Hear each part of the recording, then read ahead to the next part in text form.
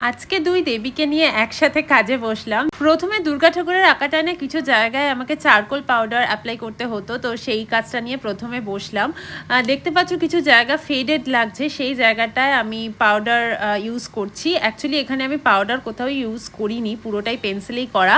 যে জায়গাগুলো একটু মনে হচ্ছে আমার বেশি ডার্ক দরকার সেখানটাতেই আমি চারকোল পাউডার অ্যাপ্লাই করলাম। এরপর বেশ খানিকক্ষণ ঘষাঘষির পর আমি আবার সরস্বতী ঠাকুরকে নিয়ে বসলাম। 2 তারিখের আগে এটা আমাকে শেষ করতে হবে অবশ্যই। হয়ে এসে কাজটা অনেকটাই, দেখতেই পাবে যে কতটা লাস্ট অবধি করেছিলাম।